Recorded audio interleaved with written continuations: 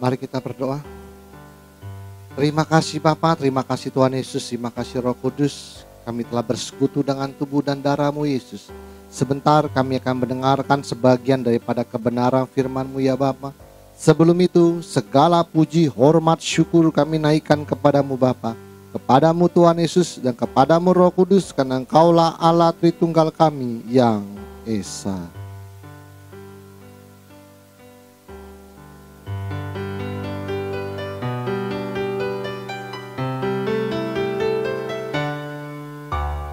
Hormat bagi Allah Bapa, hormat bagi anaknya,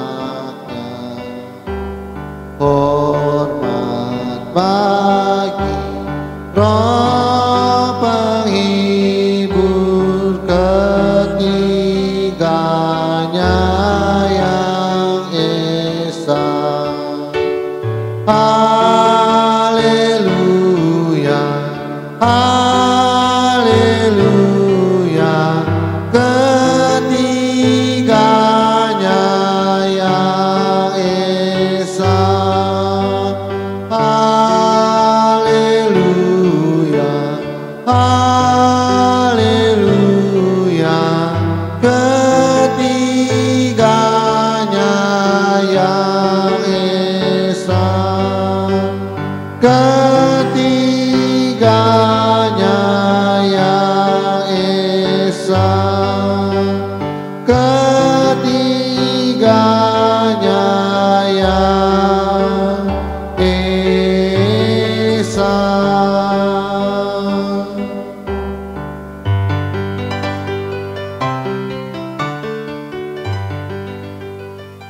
Berikanlah pengetahuan, pengertian, dan akal budi-Mu ya Tuhan, supaya kami menjadi orang bijaksana dan rendah hati seperti diri-Mu. Urapi hamba-Mu pada saatnya Bapa, Kau menjamah lidah bibir hamba-Mu Roh Kudus, supaya apa yang hamba perkatakan menjadi kebenaran-Mu yang sempurna di akhir zaman ini Tuhan. Sembunyikan hamba-Mu di balik salib-Mu, biarlah Engkau semakin besar dan hamba-Mu semakin kecil. Persiapkan hati kami bagaikan tanah yang subur di dalam hati kami, supaya firman-Mu yang berbentuk logos tulisan mati menjadi remah dalam kehidupan kami. Terima kasih Bapa, terima kasih Tuhan Yesus, terima kasih Roh Kudus. Di dalam nama Tuhan Yesus kami telah berdoa dan mengucap syukur. Haleluya. Kita yang percaya katakan amin. Mari kita ucap salam kita. 1, 2, 3. Salutam en Christo en dunameon energemata. Salam di dalam Kristus, di dalam kuasa mujizatnya. Amin. Silakan duduk. Shalom semuanya.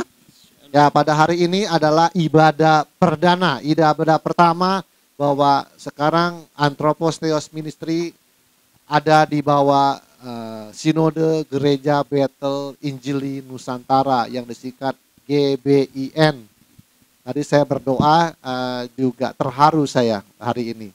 Saya banyak melakukan pekerjaan-pekerjaan baru. Sebenarnya tahun kemarin saya sudah melihat istri saya. Si David Lee, teman saya di Facebook, waktu saya komen, terus tiba-tiba ada pesan Tuhan kok katanya, tahun kemarin. Bunyinya begini, aku berkenan akan semua pekerjaan, kalau nggak salah ya, kurang lebih lah. Dan aku melihat kesetiaanmu. Tahun depan aku akan memberikan pekerjaan baru bagimu.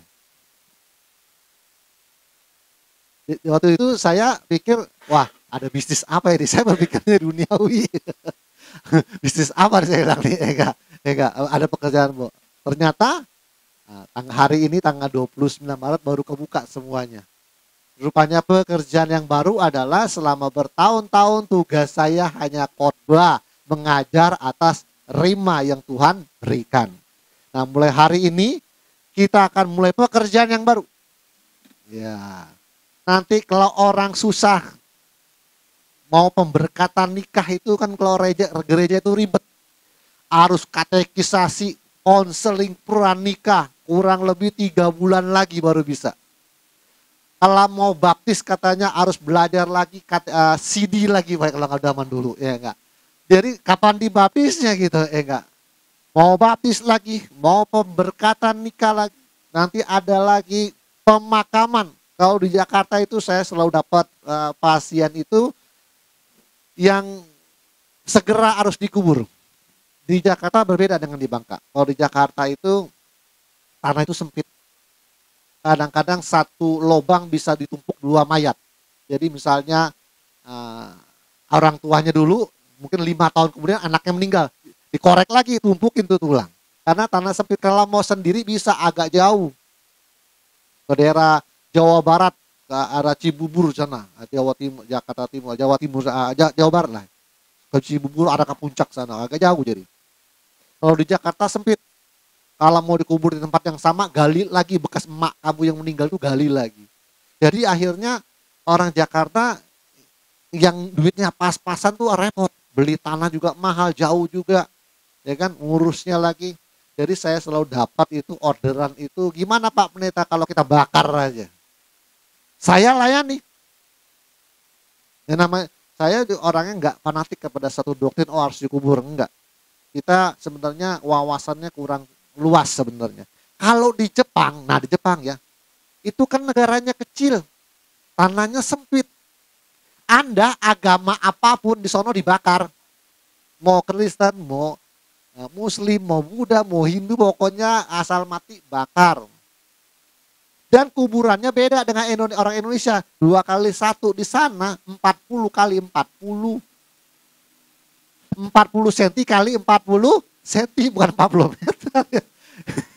Di sana bukan 2 meter kali 1, 40 cm kurang lebih 40 cm. Kalau penggaris itu 30 cm tambah dikit penggaris ya 40 cm. Caranya dibakar dulu, masukin guci, baru gali lubang 40 cm, masukin. Nah itu dikubur. Kalau yang nggak repot dikubur, langsung aja sewa kapal perahu, agak ke tengah laut, lalu dituang, abunya di laut dibuang, sudah. Nanti kalau Anda lihat orang Chinese itu kadang-kadang suka ada lempar bunga di laut gitu. Itu semua dia sedang sembahyang kubur mungkin. Kuburannya di laut ya kan, Bu. Jadi kita nggak boleh fanatik karena kita secara Alkitab Yesus itu dikubur. Yesus tinggalnya di mana? Di Israel, tanahnya masih luas. Pakai goa lagi Pak zaman dulu ya, di dalam goa. Apa kita mau ikutin Tuhan Yesus di Indonesia bikin goa dulu? Berapa banyak tanah yang kita bikin kuburan. Jadi saya kalau waktu di Jakarta, orang minta tolong sama saya, Pak dibakar gimana Pak?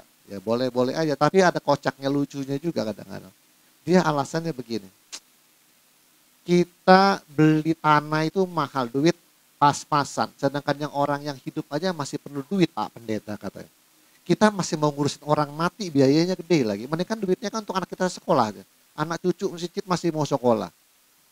Yang kedua dia bilang, waktu hidup kamu nggak pernah urusin orang tua. Masa udah mati kamu masih mau ngurusin orang tua? Ngerti maksudnya? Kuburannya harus diurus, rumputnya dipotong, setahun sekali dikunjungin, ditaburin bunga. Kalau catnya sudah mulai luntur, dicat lagi. Kalau keramiknya pecah, ditampel lagi, ganti keramik baru ya. Jadi itu maksudnya mengurus orang tua. Jadi pemakaman itu. Jadi waktu hidup aja kamu tidak pernah ngurusin orang tua. Apakah setelah mati kamu masih mau ngurusin? Salah-salah enggak, itu kuburan enggak dikunjung-kunjungi lagi kali. Saya bisa ngomong begitu karena saya sendiri yang menjalani. Ibu saya meninggal di Jakarta. Waktu itu kakak saya masih tinggal di Jakarta, dia ngurusin. Dia bayarin tanahnya. Tiap 3 tahun sekali diperpanjang. Terus selama saya kuliah, saya kerja, saya masih urusin. Tahun 2011 saya balik Bangka. Siapa yang ngurusin di sana? Nggak punya saudara lagi, saudaranya udah pulang Bangka semua. Nggak ada orang. Nggak lama, abang saya yang dulu ngurusin, yang pulang Bangka, meninggal di Bangka ini. Nggak ada yang ngurusin lagi. Ya udah, saya diemin aja. Udahlah, nggak usah dibayar lagi, nggak usah diurusin lagi, nggak usah ditengokin lagi udah. Jadi akhirnya dari tahun 2011 sampai hari ini, kuburan ibu saya di Jakarta tidak ada lagi yang mengurusi. Mungkin sudah rata jadi sama tanah, sudah rata semua. Mungkin juga karena udah dari 2011 tidak dibayar-bayar. Itu sewa. Di Jakarta tuh bayar saya Pak. Bukan di Bangka. Bangka beli sekali bebas. Di sana enggak, 3 tahun sekali diperpanjang sertifikatnya. Dalam hati saya mungkin dari 2011 enggak dibayar-bayar lagi. Mungkin sudah digali orang dan tulangnya dibuang dan dikubur orang lain. Mungkin. Saya belum cek lagi soalnya. Mungkin enggak kuburan ibu saya tulangnya dikorek, dibuang tahu kemana, ya, ganti orang lain dan disewakan kepada orang yang baru meninggal. Mungkin ya, saya belum cek lagi. Bapak saya meninggal juga beberapa tahun yang lalu. Dikuburkanlah di Kebun Jeruk sana. Itu kayaknya kuburan GP Kris. Karena bapak saya itu jemaatnya GP Kris. Gratis dia dapat. Tapi semenjak ibadah pemakaman sudah semuanya dibikin, dirapikan. Sejak itu saya tidak pernah lihat lagi sampai sekarang. Ya mungkin bagus, dikeramikin segala macam, udah dipasangin namanya, fotonya mungkin dipasangin. Tapi saya tidak pernah lihat lagi. Gak pernah ngunjungin juga. Mengerikan. Kadang ngeliat hidup saya itu mengerikan. Keluarga saya itu kalau meninggal nggak pakai istilah tahlilan atau tujuarian atau malam penghiburan, nggak ada di keluarga saya. Karena semuanya Pandawo Limo, laki semua. Jadi tidak ada yang nyiapin nasi kotak, acaranya kapan, mau bikin makan masak-masaknya apa namanya, kalau ya kan gitu kan, biasa kalau malam penghiburan harus siapin minimal nasi kotak, ya kan, kumpulin jemaat. Keluarga saya kalau meninggal, bawa rumah sakit, meninggal di rumah sakit, itu nggak dibawa pulang lagi, langsung pesan peti mati di GP Kris Jalan Koba, dari rumah sakit berangkat langsung. Tinggal panggil aja pendetanya siapa. Pendetanya pun saya pesan, jangan lama-lama, 30 menit selesai. Itu yang ngurusin siapa? GP Hawk, betul. Dari sana langsung berangkat. Bapak saya meninggal, kan? Langsung ke rumah, karena dia matinya nggak sakit, lagi tidur sakit, itu nggak bangun lagi lah bapak saya kasusnya. Kalau babang saya itu masih sakit, masuk rumah sakit, mati langsung dari rumah sakit umum berangkat langsung ke kuburan pahlawan Jalan Koba sebelahnya itu. Kalau bapak saya nggak sakit, lagi tidur nggak bangun lagi, ya nggak bangun lagi, langsung berangkat ke rumah duka Aon, tau kan? Jalan Koba itu kuburan Chinese itu. Di situ sehari saya pulang dari Jakarta hanya untuk nguburin doang. Saya waktu bapak saya meninggal, saya ada di Jakarta. Lagi liburan. Satu keluarga, rumah kosong. Waktu itu ada orang Flores jagain rumah saya. Ditelepon, bapak kamu meninggal. Pulang saya. Pulang hanya untuk langsung berangkat ke rumah duka Aon di Jalan Koba sana. Langsung ada pendetanya adalah adiknya sendiri, Berea. Pendeta Andreas, jadi dari gereja Berea Indonesia, langsung saudaranya sendiri yang tanganin. Ya saya terima beres saja, datang tinggal duduk aja di situ, mereka ajikan acara, nyanyi dulu, khotbah terserah lah. Tutup peti, berangkat ke Kebun Jeruk. Selesai sejak berangkat ke Kebun Jeruk, ya selesai, saya tidur semalam, besok pagi saya jam 9 sudah berangkat lagi ke Jakarta, meneruskan liburan saya. Dan sampai hari sejak itu tidak pernah lagi saya lihat kuburan bapak saya. Jadi di keluarga kami itu masih ada satu lagi. Masih ada satu lagi, ini Pak Andres juga ada, bersih-bersihnya juga. Dari sana meninggal di rumah, jatuh, katanya kepala sakit, makan obat, jatuh di WC, mati, ya langsung ketemu, mayatnya diangkut langsung ke rumah sakit umum. Dari sana langsung pesen peti mati, harus besar, karena sudah beberapa hari meninggal, jadi agak membesar. Jadi masukin, saya bilang tutup, jangan buka lagi. Tukang peti mati bilang, Pak mau difoto dulu. Aduh jangan difoto lagi lah. Langsung tutup, kunci saya bilang. Berangkat langsung ke, mana tuh Kusya? Mana ya? Mesuk ya? Daerah Mesuk sana. Ya daerah Mesuk bener. Tahu aja apa. Kok tahu? Yang Mesuk sana, berangkat langsung. Langsung panggil Pak Chandra dari GP Hawk, langsung minta doakan. Nah, urus semua mayatnya. Dalam nama Yesus berangkat. Sejak itu saya nggak pernah lihat lagi juga saudara saya. Segala sesuatu adalah sia-sia. Karena laki-laki semua, Nggak ada lagi. Kalau kita kan nama meninggal, nanti 3 harian ada apa doa-doa di rumah Bu ya. Nggak ada Bu. Pokoknya dari rumah sakit umum berangkat langsung ke TPU, selesai. Nggak ada lagi namanya malam penghiburan kayak amal apa sih 3 hari atau 7 hari, nggak ada, langsung hilang semua. Tapi yang penting saya sudah mengerjakan segala sesuatunya dengan baik. Jadi keluarga saya kalau meninggal siap-siap dari rumah sakit langsung berangkat langsung. Tetangga saya, keluarga saya meninggal tuh nggak ada yang tahu.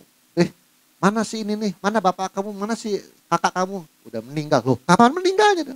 Karena saya kan nggak pakai 7 harian, nggak pakai 40 harian. Mayatnya nggak pernah dibawa pulang lagi, langsung dari rumah sakit langsung. Jadi tetangga saya, rumah saya itu adem-adem aja, nggak ada apa-apa, nggak ada acara apa. Jadi pas ditanya, itu mana kakak kamu? Udah meninggal. Kapan meninggal? Udah 3 tahun yang lalu, saya bilang. Itu bapak kamu kemana? Udah meninggal. Berapa? Udah 7 tahun yang lalu, saya bilang. Loh, kapan meninggal? Jadilah. Jadi pas udah mereka lihat kok bapaknya nggak pernah lihat lagi, kok kakaknya nggak ada, oh adiknya mana satu lagi, udah meninggal juga, lo kapan? 2 tahun yang lalu.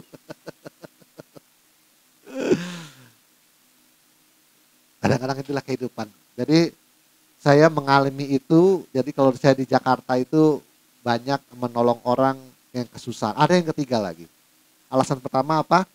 Tanah mahal, perlu biaya, anak-anak masih sekolah, perlu biaya. Jadi alasan itu adalah duitnya biayanya untuk anak-anak sekolah aja. Bapak udah meninggal, udah kubur aja, bakar aja, biayanya lebih murah. Yang kedua, tadi apa tadi? Nah, waktu hidup aja kamu nggak ngurusin orang tua. Apakah kalau orang tua kamu sudah mati, kamu masih ngurusin kuburannya? Kan hal yang nggak logika, masih hidup aja nggak diurusin, apalagi udah mati. Kuburan itu kan repot, mau kasih bunga, bersihin tiap tahun, didatangin, rumputnya dibersihin supaya jangan terlalu semak. Kamu masih hidup aja nggak pernah diurusin, apalagi udah mati, salah-salah lu hilang. Kayak saya ini udah hilang, lupa. Alasan yang ketiga yang hebat, saya itu bukan dari saya, dari orang jemaat yang minta tolong sama saya, minta kuburin. Pak minta bisa nggak bantu kuburin orang tua saya? Kenapa? Bakar aja. Kok bakar aja? Ada 3 alasan yang dia ajukan kepada saya. Pertama adalah tanahnya mahal, duit dipakai untuk anak cucu aja untuk sekolah. Yang kedua adalah kamu masih masih hidup, orang tua kamu nggak pernah ngurusin, udah bakar aja lah, jadi nggak usah diurusin lagi. Kepalang aja udah, masih hidup aja nggak usah diurusin, nggak pernah diurusin, ya mati nggak usah diurusin lagi, bakar, selesai. Yang ketiga yang saya ketawa, yang ketiga alasannya mereka bilang, kita ini masih hidup Pak Pendeta. Waktu kita ini masih hidup, suka bertengkar antar manusia. Kadang-kadang ribut dengan tetangga, kadang-kadang baginya nggak adil, satunya 2, satunya 3, kita ribut. Bagi BLT di sana dapat 600 ini 800, kita ribut. Pokoknya kita semasa hidup kita sering bertengkar dengan sesama manusia. Dia bilang begini, gini Pak Pendeta maksud saya. Kita masih hidup aja suka bertengkar dengan sesama manusia, apapun dia bilang. Apakah setelah mati kita masih mau lanjutkan pertengkaran ini di akhirat, dia bilang. Maksudnya apa itu? Apakah kita masih, begini maksud, dengar dulu, apakah kita masih mau lanjutkan pertengkaran setelah mati pun kita masih mau lanjutkan, dia bilang. Gimana? Begini, orang hidup kan perlu tanah untuk bangun mall, untuk bangun rumah, untuk bangun ruko, benar, untuk bangun gereja, untuk bangun itulah. Orang mati perlu tanah juga Pak Pendeta, untuk kuburan. Jadi antara orang hidup dan orang mati berebutan tanah. Satunya untuk kuburan, satunya untuk bangun rumah. Jadi antara yang hidup dan yang mati rebutan juga tanah katanya. Udahlah, daripada ribut terus, dia bilang mendingan bakar. Jadi nggak usah rebutan tanah lagi. Wah, hebat juga. Jadi mereka yang ngomong sama saya, oh ya saya pikir benar. Oke lah, kapan mau dibakar? Besok Pak Pendeta. Oke siap, saya bilang, ntar malam saya berangkat, saya bilang. Saya pikir benar juga ya. Orang mati, iya orang mati perlu tanah kan untuk kuburan. Orang hidup juga perlu tanah untuk bangun rumah, bangun ruko, bangun gereja, perlu tanah. Antara orang mati dan orang hidup rebutan tanah jadinya. Lebih baik yang mati ngalah. Dibakar aja Pak Pendeta, jadiin abu, buang ke laut, selesai. Jadi nggak rebutan lagi. Kita selesaikan pertengkaran ini. Oh ya benar juga. Nah, jadi akhirnya saya waktu di Jakarta banyak orang minta tolong saya menguburkan dengan cepat. Karena kalau kadang-kadang kan gereja itu doktrinnya kuat. Ya, doktrinnya kuat, kadang ditolak. Kalau mau dibakar apa dikubur? Waduh, kalau bakar gitu saya nggak terima. Gereja itu seperti itu, Bu. Nggak tahu di sini. Di sini saya nggak tahu. Gereja nolak nggak kalau dibakar di sini? Atau pengalaman Bapak? Kalau pengalaman Bapak di Palembang gimana? Ya nggak tahu. Pengalaman Anda kalau ada jemaat mau dibakar, pendetanya nolak apa enggak? Ya, belum ada. Belum ada dibakar ya? Ya. Kalau dia, oke, saya nggak cerita Jakarta aja. Jadi kalau di Jakarta itu, kalau jemaatnya minta dibakar, biasanya gereja itu bunyi apa itu? Ya. Gereja itu tolak dia. Wah, nggak bisa. Alkitab mengajarkan Yesus dikubur, dia bilang. Kami tidak terima dibakar. Jadi itu mayat terkatung-katung, nggak ada yang ngurusin. Ya kalau kebetulan orang Chinese di formalin itu ditahan dulu kan gitu. Tapi kan kalau formalin bertahan berapa lama, terkatung-katung itu mayat. Memang udah perjodohan, takdir perjodohan, ketemu dengan saya minta tolong. Gimana Pak Pendeta? Ya, oke. Berangkat. Berangkat malamnya tabur bunga, tutup peti, malam kembang lah. Besok berangkat lagi, langsung ke kremasi. Jadi saya kalau sebenarnya enakan dibakar menurut saya. Karena pelayanannya enak, kalau dibakar ini masih doa lagi, nyanyi lagi, terus ambil tanah, kayak apa, dari tanah kembali ke tanah, di dalam nama Yesus mati. Banyak acaranya. Kalau dibakar enak. Nah, kita nyanyi sebentar, itu kan dia sudah, peti matinya sudah di depan tungku itu kan. Dia kan, nah, waktu doa-doa dalam nama Yesus, saya bilang, pokoknya penutupnya saya bilang gini, kita selamat jalan, kita telah mengurus dengan baik ya Tuhan, kerabat kami, orang tua kami, kakek kami ya Tuhan, terima kasih atas semuanya bahwa acara ini dilancarkan. Selamat jalan ke kasih Tuhan, dalam nama Yesus, dorong peti matinya ke dalam, selesai. Pulang, dapat amplop saya. Jadi enak. Pokoknya saya kan nggak minta. Saya kan nggak bisa, namanya keluarga lagi kepepet, nggak ada yang nolong, gereja pada nolak semua, cuma saya dong yang mau. Ya mereka berterima kasih, matur nuwun dengan saya. Pulang dikasih amplop. Nggak lama datang lagi satu lagi. Saya berapa kali sih? Oh ya, ada satu lagi ya, kakaknya Yopi ya. Ya satu lah, ada dua saya dapatnya.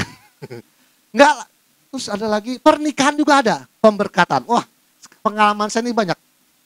Ada lagi pemberkatan. Bukan ditolak sebenarnya. Ribet Pak. Katekisasi, konseling pranikah. Sedangkan dia bulan depan sudah resepsi. Mau nunggu 3 bulan, 6 bulan. Kelamaan. Memang sudah jodoh takdir ilahi. Ketemu saya lagi. Gimana Pak Pendeta? Tanggal 1 bulan depan sudah pesta. Ya udah, siapkan semuanya. Siapin aja semuanya. Baju pernikahannya siapin, maunya tanggal berapa. Ya. Oke, datang pertama dulu, saya konseling dulu, ngomong. Ya, saya hanya poin-poin yang pertamanya saya pesan bahwa setelah saya memberkati ini, saya tumpang tangan, tidak ada lagi namanya cerai ya. Jadi kalau Anda mau bercerai jangan cari saya. Saya pesannya yang dia ya. Pokoknya jangan cari saya. Oke, udah saya kasih tahu semuanya. Oke, besok pemberkatan tumpang tangan. Selesai. Sampai dia berangkat selesai. Udah selesai? Terima kasih Pak Pendeta, dapat amplop lagi saya. Enggak lama ketemu lagi.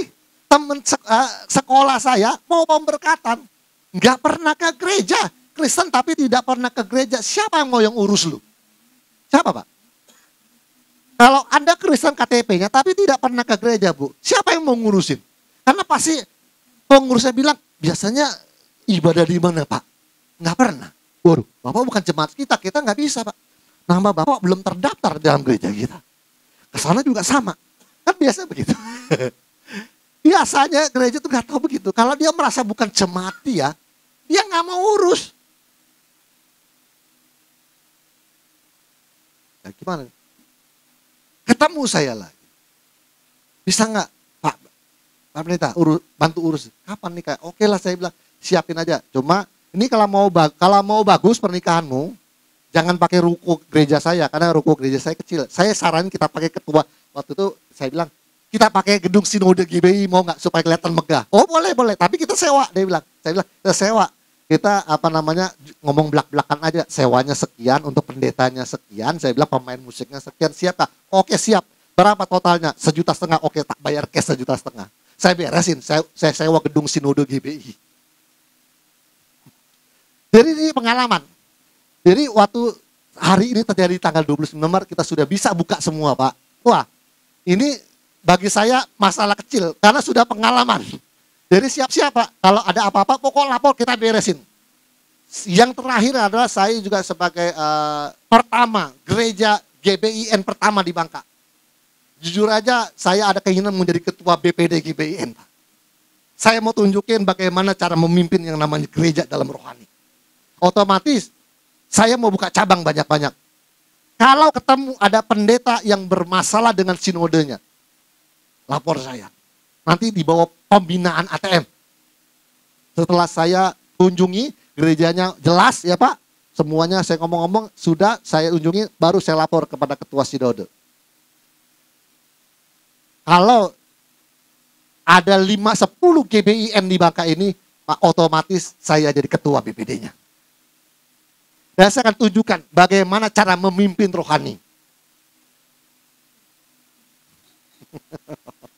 Saya tunjukkan bagaimana cara memimpin dalam rohani itu. Nah, jadi seandainya biasanya yang bermasalah itu saya tahu pendetanya agak liar dia.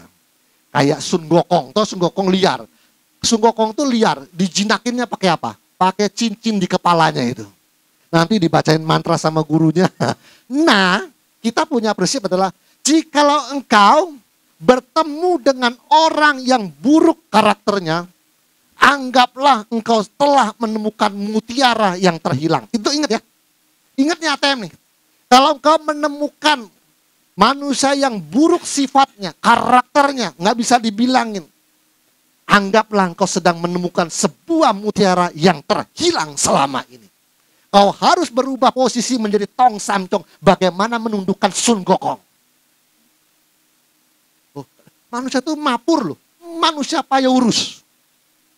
Pendeta sangkanya itu jinak saleh kayak ATM begini. Belum tentu. Auban, ngeyel dibilangin susah. Pendeta tuh sama loh. Lebih gila dari jemaat kadang-kadang. Karena dia merasa sudah mimpi punya gereja jemaat, dibilangin susah. Sebenarnya nggak sedang pelan Pak Pendeta. Kalau sikapnya seperti itu nggak jadi terang Pak Pendeta. Oh nggak bisa, saya seperti ini orangnya. Oh nggak bisa, ini gereja saya. Dia dari susah lah pokoknya. Anda sudah tahu lah. Pendeta sama jemaat itu nggak ada bedanya. Makanya kalau ketemu dengan pendeta yang model Sun Gokong, tugasnya ATM jadi Tong Samcong. Bagaimana menjinakkan ini pendeta. Supaya saleh, bijaksana, penuh cinta kasih. Egonya hilang. Siapa? Kalau gagal didik satu orang ini, udah kata Tuhan, udah balik lagi 10 tahun lagi gembleng dulu karena jidakin satu Sun Gokong aja belum sanggup katanya kata Tuhan. Masa ATM nggak sanggup tundukin jangan pakai kebencian, jangan pakai ketidaksukaan. Kalau memang aduh pendetanya susah dibilangin, oh mito, ya itu aja gitu ya. Tapi nggak boleh ada kebencian, nggak boleh ada rasa tidak suka. Ya maklumin, nah masa masih makhluk gimana lah. Anda cerita saya malam-malam ambil jam 11 kemarin. Anda tahu semua makhluk itu bagaimana. Harusnya ke dalam, dia mana keluar. Orang ke dalam dulu introspeksi bagaimana supaya bisa mencari jalan keluar. Kalau ke sono terus kapan selesainya? Pendeta sama, nggak ada bedanya kok. Cuma menangnya ada gelarnya, dia punya gereja, dia gembala. Tapi kalau Anda ngobrol dan berkawan sama dia sama juga. Apalagi kalau sampai seorang pendeta, gue bilang apa itu Pak? Ribut ya? Ya udah biasa pendeta itu. Wah gawat saya Pak. Gawat itu Pak. Gawat itu harus dijinakkan itu. Maaf gak nyinggung siapa-siapa, tapi saya seperti ini menurut saya, aduh harus dijinakkan ini. Gak bisa bagaimana seorang hamba Tuhan seperti itu. Makanya saya berambisi akan membesarkan GBN di Pulau Bangka ini. Saya akan tunjukkan bagaimana cara memimpin gereja dalam rohani. Gereja dalam rohani. Siapa? Dia melayani buka semua. Yang buruk-buruk, yang masih keturunan manusia purba, bagaimana Anda merubahnya jadi man of God, manusia Allah. Siap Bu? Bu Ika siap? Harus siap nih. Jangan pakai kebencian, ya enggak? Ya pokoknya ngelus dada terus, pokoknya antara antara corpus delicti dan makhluk melawan yang babak belur corpus delicti, kita sudah tahu. Yang babak belur, Anda nggak bisa. Masa orang buruk, kita ikut buruk, dia ego, kita ikut ego. Yang benar yang mana kata Tuhan? Harus terus gosok-gosok dada untuk menjinakkan orang-orang yang liar. Manusia itu wicaksono yang panah. Wicaksono yang panah adalah bijaksana yang mengetahui dan memahami dengan tepat. Harus penuh dengan cinta kasih. Harus banyak sedekah nolong orang kalau punya duit. Bersikap bijaksana. Berpakaian juga asrapi. Ajining rogo soko busono. Perkataannya harus bagus. Ajining diri soko latih. Harus begitu. ATM harus begitu, kalau nggak lulus, kata Tuhan digembleng 10 tahun lagi. Digembleng lagi sama Tuhan, belum lulus kata Tuhan, terpaksa rema terbaru kata Tuhan. Mau rema terbaru atau mau pekerjaan yang baru? Oke, pekerjaan yang baru. Kalau sampai rema terbaru, berarti Anda belum lulus. Guru kita. Murid adalah seorang murid kalau dia masih belajar dengan seorang guru. Tetapi jika murid itu sudah lulus, tamat, maka dia akan sama dengan gurunya. Mau tamat apa mau digembleng lagi? Harus tamat belajar sama Tuhan Yesus. Tepat katamu, akulah guru dan Tuhan. Karena kan benar? Harus belajar sama guru Tuhan Yesus itu harus tamat. Nggak ada yang namanya belajar itu, nggak ada yang nggak tamat. Anda mau belajar betapa semedi dalam hutan itu sampai mencapai yang namanya moksa. Pernah dengar moksa? Ayo, Bapak pernah dengar kata moksa? Atau namanya tapak berata. Tapak berata bawana. Samanta namanya tapak berata bawana. Samanta bawana. Itu jadi kalau zaman-zaman Singosari itu kayak misalnya apa namanya sih? Apa? Kayak bukan, ada satu yang terkenal itu apa namanya itu? Ada satu yang mayatnya sampai sekarang nggak ketemu itu. Raja apa namanya? Saya lupa, ada zaman Singosari itu yang raja yang mayatnya nggak ketemu, termasuk siapa yang ketemu ya? Ada satu Prabu Siliwangi. Prabu Siliwangi. Prabu Siliwangi itu nggak ada mayatnya loh. Prabu Siliwangi ya? Ya. Itu nggak ada. Itu dia menggunakan nama tapak berata bawana, samanta bawana.